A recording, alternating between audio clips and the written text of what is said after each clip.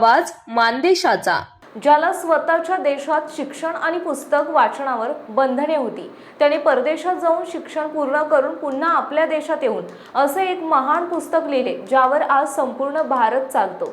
त्या ग्रंथाचे नाव म्हणजे संविधान, असे प्रभावी प्रतिपादन ज्येष्ठ व्याख्याते प्राध्यापक विठ्ठल कांगणे यांनी केले। ते म्हसवड येथे डॉक्टर बाबासाहेब आंबेडकर यांच्या जयंतीनिमित्त आयोजित कार्यक्रमात बोलत होते।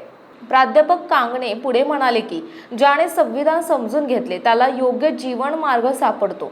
शिक्षण हे वाघिणीचे दूध आहे, या डॉक्टर बाबासाहेब आंबेडकर यांच्या विचारांचा उल्लेख करत त्यांनी प्रत्येकाने शिक्षण घेऊन सक्षम बनावे असे आवाहन केले।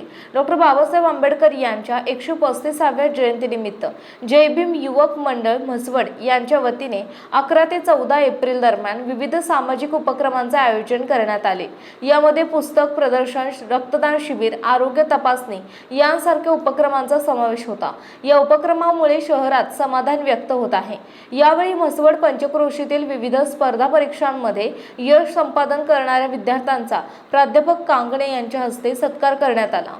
या यशामागे संविधानाने दिलेले समान हक्क आणि संधी यांचा मोठा वाटा असल्याचे त्यांनी सांगितले।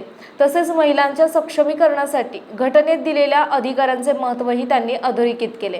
कार्यक्रमाच्या पार्श्वभूमीवर प्राध्यापक कांगणे यांच्या शहरामध्ये फटाके आणि ताशांच्या गजरात उत्स्फूर्त स्वागत करण्यात आले। त्यांच्या प्रेरणादायी व्याख्यानासाठी नागरिकांनी मोठी गर्दी केली होती, त्यामुळे कार्यक्रमाला उत्साहपूर्ण वातावरण लाभले।